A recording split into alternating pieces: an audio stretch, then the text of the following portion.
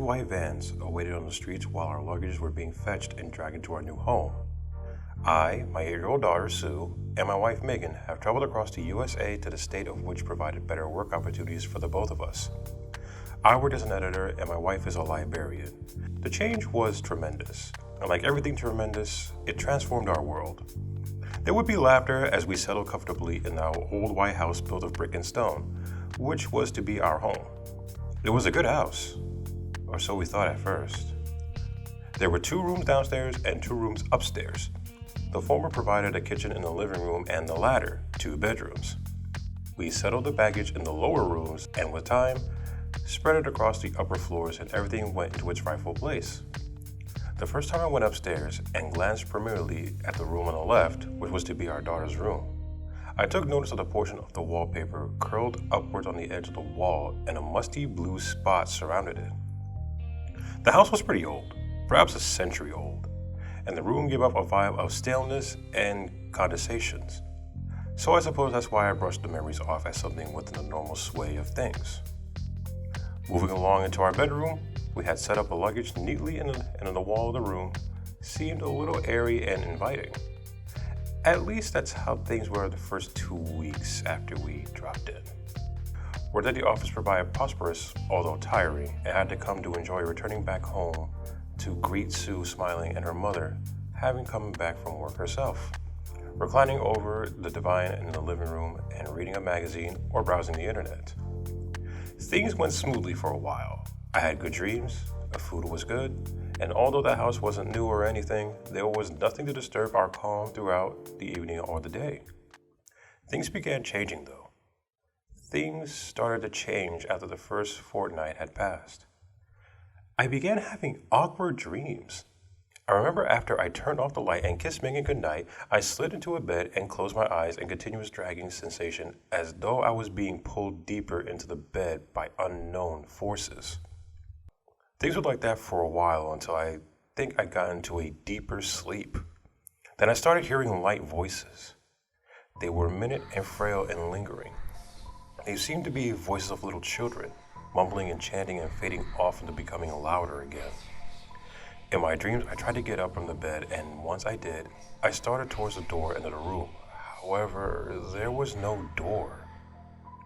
I stumbled further into the nightmare as I continued walking forward, and the only thing I saw were walls to my left and my right. It felt as though I was walking in an endless tunnel. Strange writing covered both walls on my side, and the chanting of the children continued in murmurous, subtle tone.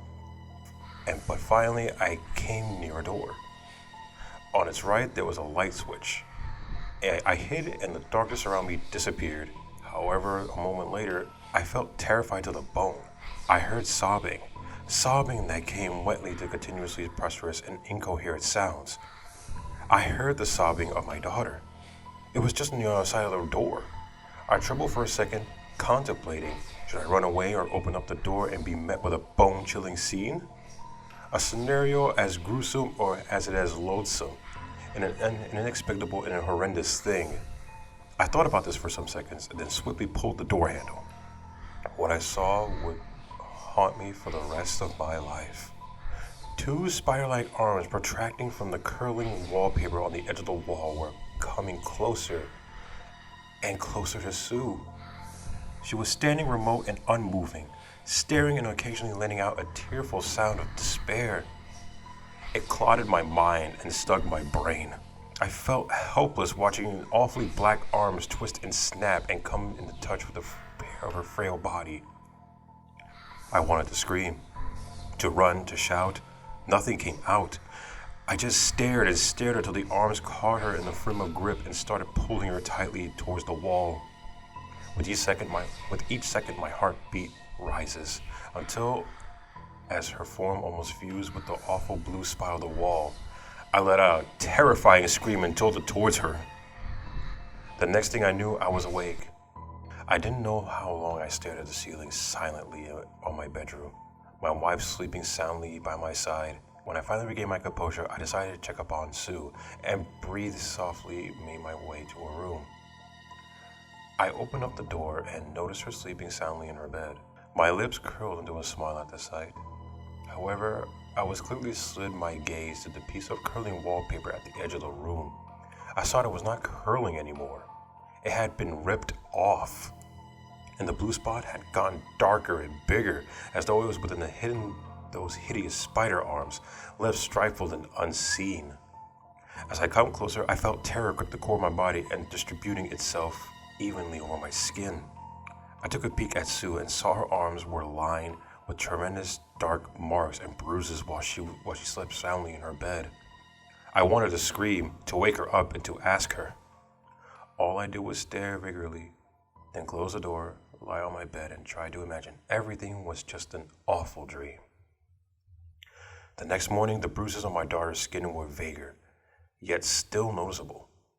We went to the doctor, and I kept my mouth shut and didn't say anything at all. I didn't even mention I'd come to her room at that night. I hadn't even told Megan that I knew where the marks had come from because I didn't want to frighten her. I did not want this scenario filled with terror and mind-chilling fear be left in the leak out of the real world. I kept my dreams to myself. The next few days were uneventful, although a growing numbness and lack of emotion were manifesting over my daughter.